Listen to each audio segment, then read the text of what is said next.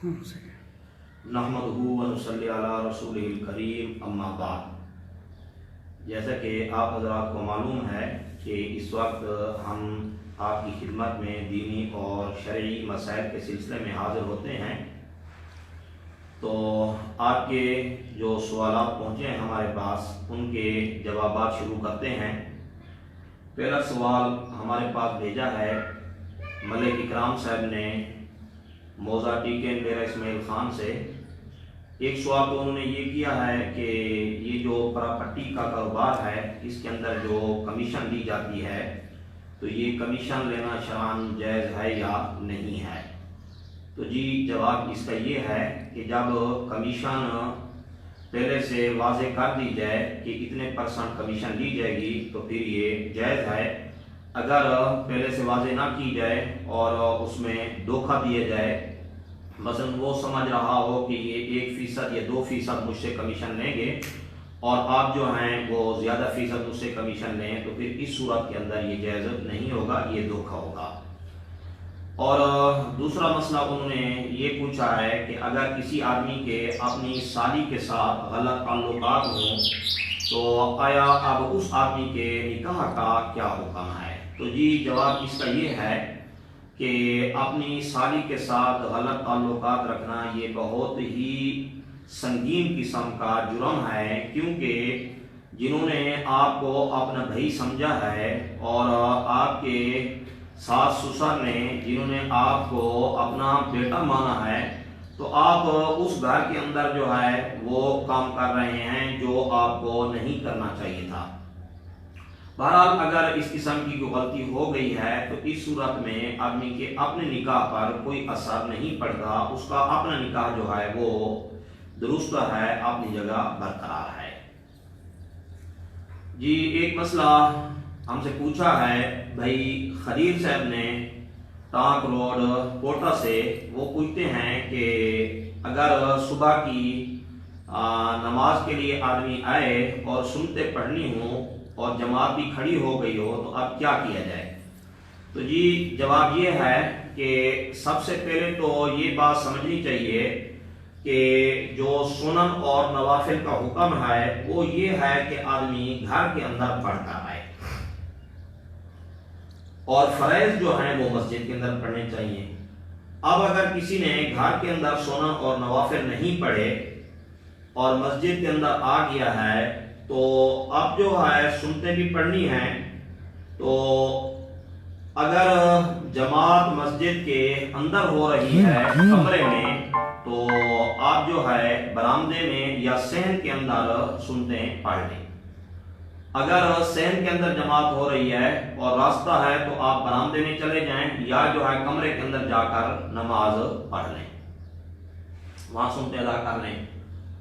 अगर ऐसा मौका ना हो और सहन के अंदर जमात है तो अब पीछे जो है आप 3-4 सफ़े हटकर पीछे जो है सुनते अदा कर लें। अगर इस किस्म का मौका भी ना हो, सिर्फ 2 सफ़ों की जगह हो और एक सफ़ में जमात हो रही है और दूसरी सफ़ में जगह पड़ी है, तो बहरहाल आखिरी दर्जा ये है कि आप वहां सुनते अदा कर लें। ये एक मसला पूछा है हमारे भाई मोहम्मद अशरफ जोशी ने जिला टांग से। वो पूछते हैं कि आदमी के जो गैर ज़रूरी बाल हैं, यानी जो ज़ेरे नाफ और ज़ेरे बगल बाल हैं, तो उनको कितने दिनों के बाद साफ किया जाए और उनकी हद क्या है। तो जी जवाब ये है कि जो आदमी के गैर ज़रूरी बाल हैं और ज़ेरे नाफ और ज़ेरे बगल बाल हैं, अच्छा तो यही है कि आदमी हर हफ्ते जो है आदमी उनकी सफाई कर ले। अगर हर हफ्ते के अंदर ना हो तो फिर 2 हफ्तों के बाद जो है सफाई कर ले। अगर इसके अंदर भी सुस्ती हो जाए तो बहरहाल इसकी गुंजाइश जो है वो 40 दिन तक है, 40 दिन से ऊपर ना बढ़े, वरना इस सूरत में गुनाहगार होगा। और बाकी बालों की हद ये है कि जहां तक तलवीस का अंदेशा है वहां तक बालों को साफ कर लेना चाहिए।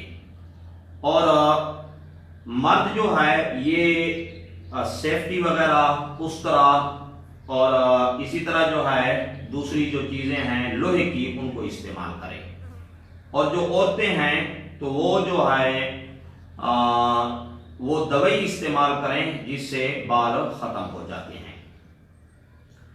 جی ایک مسئلہ پوچھا ہے مولانا عصمت اللہ صاحب نے، وہ پوچھتے ہیں کہ جی یہ بتائیں کہ یہ جو مدارس کے سفیر رکھے جاتے ہیں تو ان کو اجرت دینا کیسا ہے اور ان کی اجرت کس طرح طے کی جائے؟ تو جی اس کا جواب یہ ہے کہ مدرسے کے لیے یا مسجد کے لیے سفیر مقرر کرنا تو درست اور جائز ہے، البتہ اس کی تنخواہ مقرر کی جائے۔ اس کے لیے یہ ضروری ہے کہ اس کے اندر جو ہے اس کی جو تنخواہ وغیرہ ہے اس کے عمل سے نہ ہو، یعنی اسے یوں نہ کہا جائے کہ آپ اگر 10,000 لیں گے تو 1,000 آپ کا، 9,000 مدرسے کا ہوگا، تو اس طرح جو ہے سفیر بنانا درست نہیں ہوگا، دو وجہ سے۔ نمبر ایک تو اس کے اندر اجرت مجہول ہے، اور دوسرا یہ کہ اس کی جو اجرت ہے وہ اسی کے اپنے عمل سے ہے۔ ہاں آپ اس کی تنخواہ مقرر کر دیں، یوں کہہ دیں کہ آپ کو روزانہ کا 500 ملے گا یا جو ہے آپ کو ماہانہ 10,000 ملے گا، ہاں البتہ اگر آپ 1,000 روپیہ لیں گے تو آپ کو انعام کے طور پر 50 روپے دیے جائیں گے، تو یہ جائز ہے، یہ درست ہے۔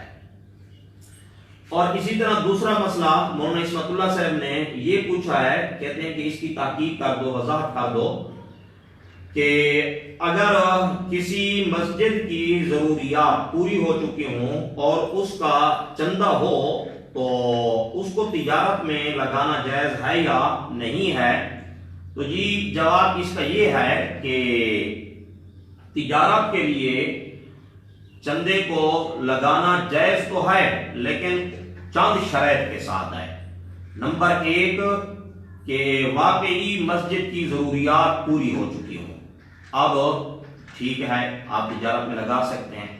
نمبر 2 جس آدمی کو تجارت کے لیے دے رہے ہیں وہ متقی اور پارسا قسم کا آدمی ہو، فاسق فاجر کو نہیں دینا چاہیے۔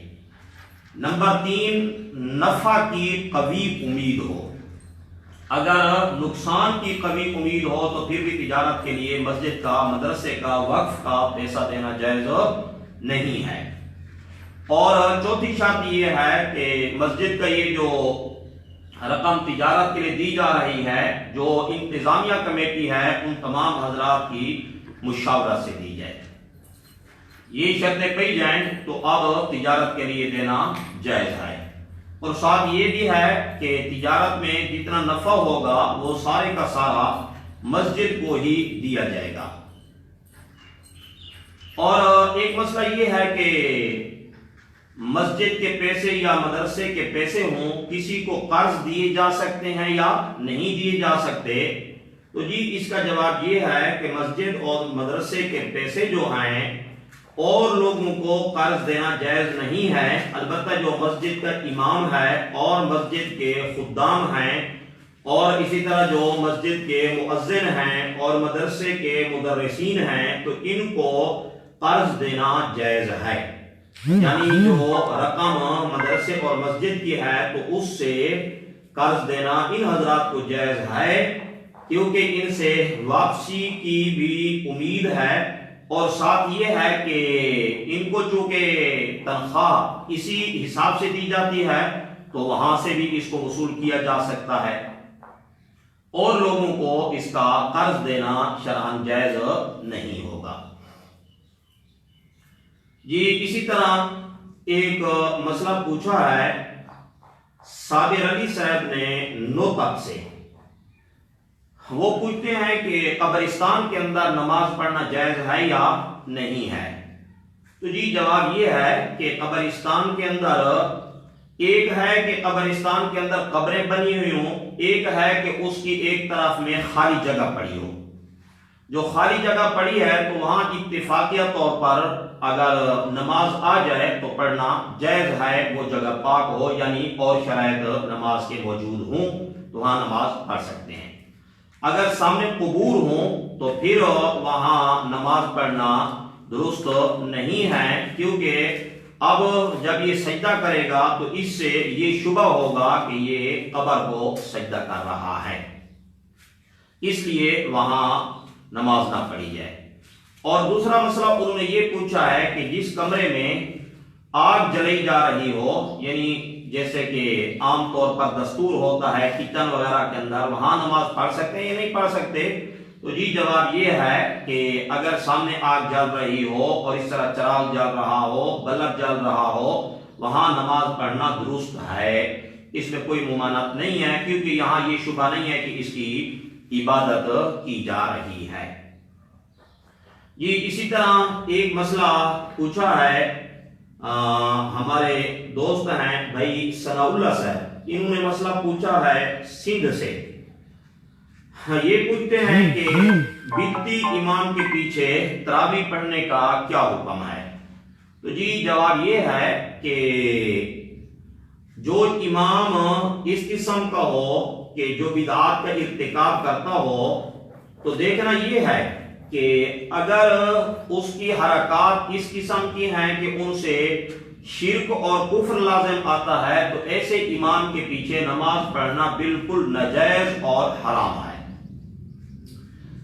جیسے کوئی آدمی یہ عقیدہ رکھے کہ جیسے اللہ ہر جگہ حاضر ناظر ہے، نبی علیہ الصلوۃ والسلام بھی حاضر ناظر ہیں، تو اس قسم کے عقائد کفریہ اور شرکیہ ہیں، ایسے امام کے پیچھے قطعاً نماز نہیں ہوتی۔ اور اگر ایسا امام ہے کہ وہ بدعتی ہے، تو ایسے امام کے پیچھے نماز پڑھنا مکروہ تحریمی ہے، اس کے پیچھے نماز نہ پڑھی جائے۔ مکروہ تحریمی جو کہ وہ واجب الاعادہ ہوتی ہے۔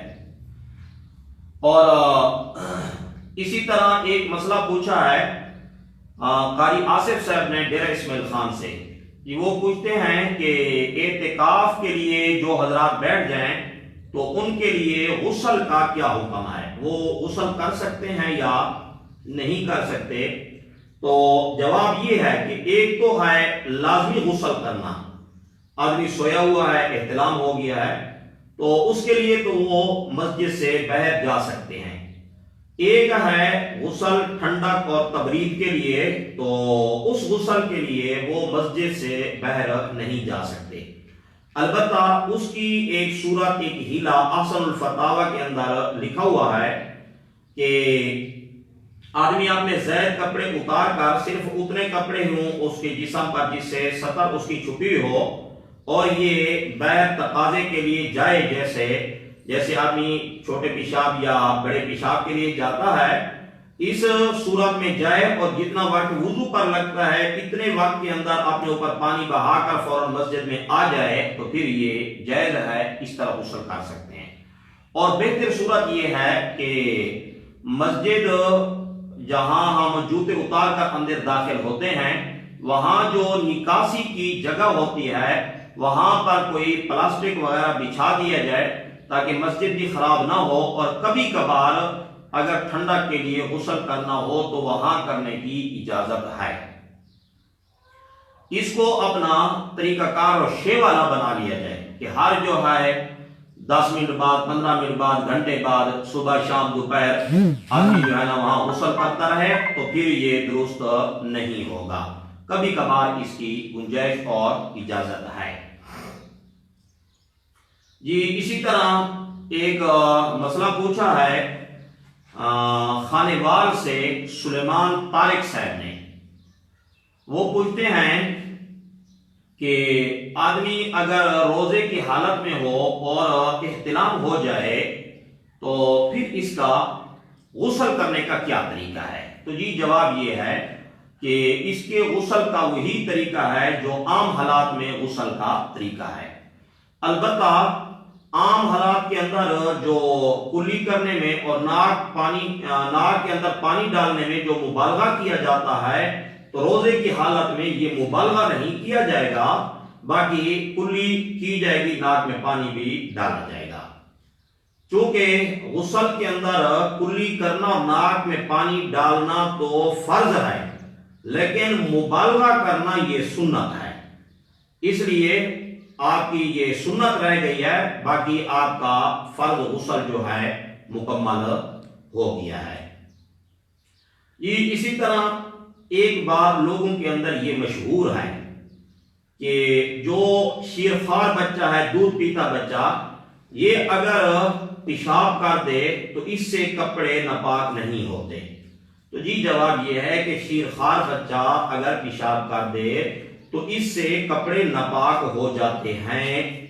ہاں البتہ فقہا حضرات یہ فرماتے ہیں کہ چھوٹے بچے کے پیشاب کے دھونے میں اس طرح مبالغہ نہیں کیا جائے گا جس طرح اور نجاست کو دھونے میں مبالغہ کیا جاتا ہے، بس اتنا فرق ہے، باقی یہ نہیں ہے کہ اس سے جو ہے بالکل کپڑے ناپاک ہی نہیں ہوتے، یہ غلط بات ہے۔ اور اسی طرح ایک بات یہ بھی مشہور ہے کہ آدمی اگر جنبی ہو تو حالت جنابت کے اندر وہ کسی پر سلام بھی نہیں ڈال سکتا اور کھانا نہیں کھا سکتا، پانی نہیں پی سکتا۔ تو اس قسم کا جو ہے سوال کرنا، یہ کہنا یہ درست نہیں ہے۔ جنبی آدمی کھا بھی سکتا ہے، پی بھی سکتا ہے، سلام بھی ڈال سکتا ہے، اور اسی طرح جنبی آدمی کا جو پسینہ ہے وہ بھی ناپاک نہیں ہے، جنبی آدمی کا پسینہ بھی پاک ہے۔ اللہ اکبر۔ اسی طرح ایک مسئلہ جو ہے اشرف جوشی صاحب نے یہ پوچھا ہے کہ جی آپ نے کہا کہ سنتے جو ہے دوسری صف کے اندر پڑھ لیں، جب دوسری صف کے اندر سنتے پڑھے گا، حالانکہ قرآن کا حکم ہے وَإِذَا قُرِئَ الْقُرْآنُ فَاسْتَمِعُوا لَهُ وَأَنصِتُوا، کہ جب قرآن مجید پڑھا جائے تو تم اس کو غور سے سنو اور خاموش رہو۔ تو یہاں تو یہ اپنی سنتے ادا کر رہا ہے، تو جی جواب یہ ہے کہ میں نے پہلے عرض کیا ہے کہ سنتے آدمی گھر سے پڑھتا ہے، اور دوسری صورت اس کی کہ مکان تبدیل ہو، اگر اندر جماعت ہوئی تو بیٹھ پڑھ لیں۔ اگر کوئی صورت بھی ممکن نہ ہو تو پھر یہ مجبوری کی حالت میں جو ہے سنتے پڑھی جا رہی ہیں۔ اب وَإِذَا قُرِئَ الْقُرْآنُ فَاسْتَمِعُوا لَهُ وَأَنصِتُوا، اس کا جو تعارض بظاہر نظر آ رہا ہے وہ ایک مجبوری کی صورت میں نظر آ رہا ہے، عام حالات میں اس طرح کرنا جائز نہیں ہے۔ جو کچھ بیان کیا ہے اللہ تعالیٰ عمل کرنے کی توفیق عطا فرمائے، اور آخر میں پھر وہی میری درخواست ہے کہ آپ جو ہے اپنے مسائل ہمارے یوٹیوب آپ جو ہے نا ہمارے واٹس ایپ نمبر پر بھیج سکتے ہیں 0342 90 58 113 پر، انشاءاللہ آپ کو تسلی بخش جواب ملے گا۔ اور مزید ہمارا اپنا یوٹیوب چینل ہے، اس کے اندر بھی آپ کو دینی اور شرعی مسائل مل سکتے ہیں، اور اسی طرح جو ہے نا آپ اس کو جو ہے نا سبسکرائب بھی کریں۔ مولانا اشرف حیدری کے نام سے ہمارے یوٹیوب چینل ہے۔ اللہ عمل کی توفیق عطا فرمائے۔ السلام علیکم ورحمۃ اللہ وبرکاتہ۔